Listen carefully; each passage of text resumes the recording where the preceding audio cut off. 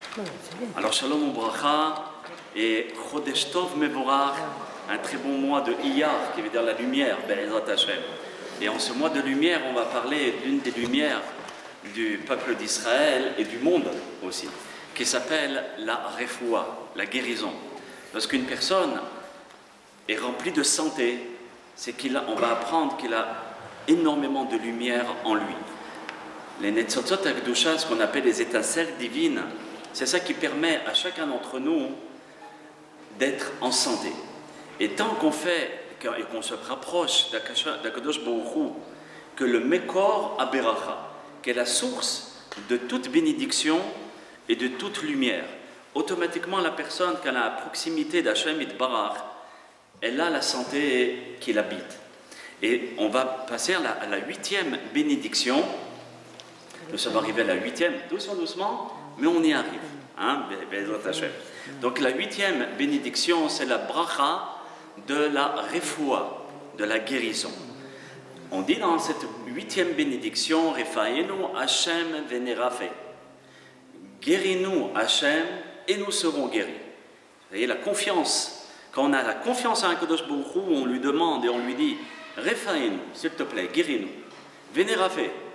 Comme on te l'a demandé, alors nous sommes convaincus que tu vas exaucer nos vœux. Oshienu venivashea. Libère-nous, sauve-nous, et nous serons sauvés. Le même raisonnement. Veha'ale arucha, et donne-nous la guérison complète. Umarpe lechol tahaluenu, et guéris tous nos maux. Ulchol machovenu, tous les coups. Ça peut être bien des coups physiques, des coups moraux, psychologiques, etc. Ici, ça englobe toutes les sortes de maladies qu'une personne, chas v'shalom, peut avoir. Le chol machovenu et tous nos maux, qui elle refait, car tu es un Dieu qui guérit, le vrai guérisseur, le refait, Rahman, et tu es miséricordieux. Ata. Baruch Ata Hashem, béni soit la source de bénédiction. Merci beaucoup. Béni soit la source de bénédiction, refait Hole Amo Israël, qui guérit tous les malades du peuple d'Israël. Les Chaim. Merci beaucoup, Razel. Baruch Ata Adonai Elohenu Melech Haolam Shehakol Nihiya Bidvaru. Amen.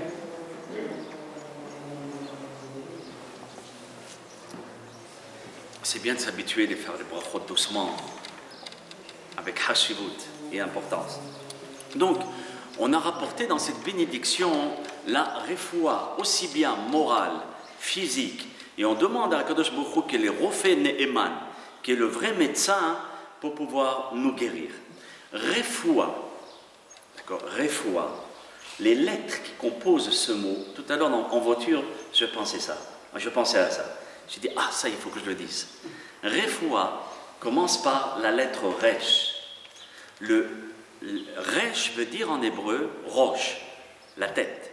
C'est-à-dire un vrai rofé, c'est quelqu'un qui a la tête sur les épaules, qui sait ce qu'il va dire, ce qu'il va faire avant de passer à l'action. Après le Resh, qu'est-ce qu'il y a? Le P, rofé, d'accord? Rofé. Refoua, c'est pareil. Le P, c'est la bouche. On peut soigner avec le dialecte, en encourageant la personne qui est malade, en lui donnant des beaux mots, d'essayer de lui donner du courage, etc., etc. Ils font la course. Ensuite, nous avons le Aleph. La personne qui est malade doit s'attacher au Aleph qui est Aloufo Shel Olam, qui est Dieu. D'accord, qui est le maître du monde, et Aleph, comme vous le savez, il y a une barre qui veut dire le Vav, un petit crochet en haut, qui est en bas, qui est le Yud et le Yud, qui fait en tout 26. 10 et 10, et 6, c'est 26, qui est le nom de Dieu. Et le He, c'est avec la lettre He que Dieu a construit ce monde matériel. Donc on demande que dans ce monde matériel, il y ait la refoua et l'équilibre aux êtres humains. Voilà, refoua, c'est extraordinaire. Dans son mot, il y a déjà toutes les clés pour le refait ou la personne qui veut se faire guérir. Déjà, la tête, la bouche, l'action et se rattacher à Hachem Yitbarach. Cette bénédiction, les sages de la grande assemblée, vous savez qu'avant l'époque du temple, chacun d'entre nous, on composait la prière de notre cœur. Et quand on la composait, tout était rempli de concentration, de Shem Hachem, des noms de Dieu, etc. On était très grands et très puissants. Les Doroth ont commencé à baisser de niveau, les générations ont baissé de niveau. Alors nos sages de la grande assemblée, 120 sages, se sont assis et ils ont composé la prière.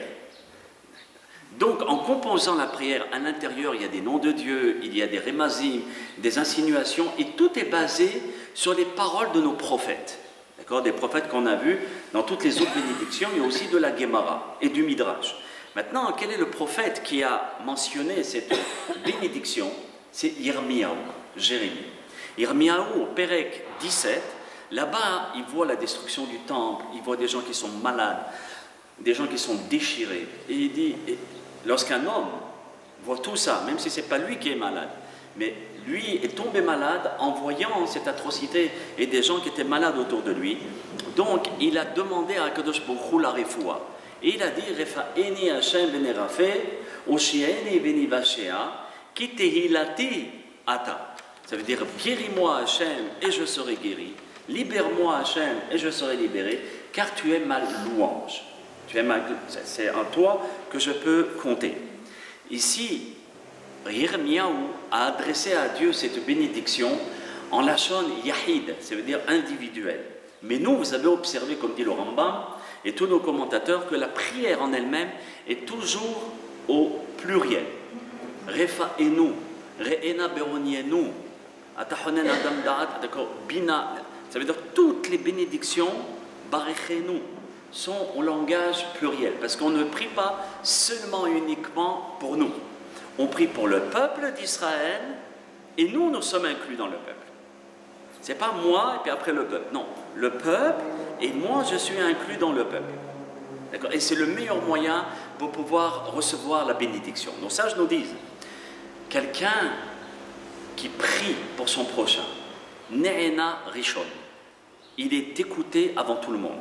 Par exemple, je prie pour Monsieur X, je suis écouté avant la prière, avant la refoua de Monsieur X.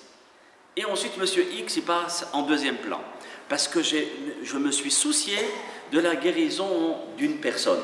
Pareil pour la chokhma, pareil pour la bracha, pour la parnassa, etc. Quand on prie pour les autres, on est écouté par Akadosh Baruch Hu et en premier. Ici, dans la Gemara Megillah 17b, nos sages nous disent la 8e bénédiction, c'est Rephaim. Pourquoi spécifiquement à la 8e place? On a remarqué que à Tachonen, à Takadosh, chaque bénédiction avait une raison pourquoi elle occupait la 2e ou la 3e ou la 4e place, etc. Maintenant, le 8, ça a une raison aussi. Et pour découvrir la raison, on va regarder le Midrash. Le Midrash nous dit comme ça, que lorsque Abraham Avinu alav shalom s'est fait la circoncision, à ce moment-là, les anges sont montés chez Akadosh Baruch Hu. Quel ange? L'ange Raphaël. Raphaël qui veut dire l'ange de la guérison. Avec tous les autres anges, ils sont venus devant Hachem Yitbarach. Et ils ont dit, Hachem, envoie la guérison à Abraham Avinu. Refaenu Hachem benerafe. Et donc ici, il a demandé, les anges ont demandé à Hachem, Baruch ata Hachem, refeh holé amo Israël. Ça veut dire que pour la première fois, cette bénédiction a été sortie de la bouche des anges pour ensuite être empruntée par nos sages et par nous-mêmes. Et c'est Abraham Avinu qui, le jour de sa circoncision, que les anges ont demandé la bénédiction. Aussi, Abraham Avinu a fait la circoncision de Yitzhak Avinu. De même, les anges sont encore montés, ils ont demandé la refoua shelema pour Yitzhak Avinu. C'est pour cela que nos sages ont mis la bénédiction de la refoua à la 8e place par rapport au 8e jour de la Mila. D'accord? Aussi, lorsqu'il y a une circoncision, c'est très important de savoir ça.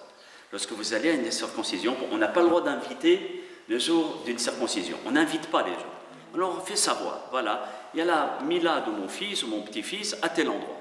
Point. Si on invite la personne est obligée de venir. Et si elle ne peut pas, la pauvre, elle transgresse une loi. Donc il ne faut pas la mettre dans une situation difficile. Une invitation à une Mila, ce n'est pas une invitation à un mariage. À un mariage, vous pouvez inviter, la personne elle ne vient pas, elle transgresse absolument rien du tout. Maintenant, lorsque on assiste à une Mila, nos Hakhamim nous disent que lorsque le bébé crie et il pleure, à ce moment-là, il est très important, si on a besoin de prier pour nous-mêmes ou pour les autres, pour le peuple d'Israël, de demander au moment où le bébé pleure, il y a même un texte de la Refoua, au moment où le bébé pleure. Pourquoi? Parce qu'au moment où le bébé pleure par ses douleurs, toutes les prières s'attachent à ces cris de douleur pour pouvoir être carrément transportées devant le trône céleste. Elles traversent toutes les portes des cieux pour pouvoir se dresser devant un Kadosh Baruch Hu. C'est pour ça que c'est bien au moment où on assiste à une Mila, dès qu'on entend le bébé pleurer, bon, pas à cause de la couche, hein. Parfois à cause de la couche, déjà il commence à s'affoler. Mais au moment de la Mila, à ce moment-là, on dit Hachem Yitbarach, apporte-nous le Mashiach, envoie la guérison, la Refoua Shelema pour tout le Ham Israël, et en particulier telle et telle et telle personne. Donne la Chokhma, donne la Bracha dans la Parnassa.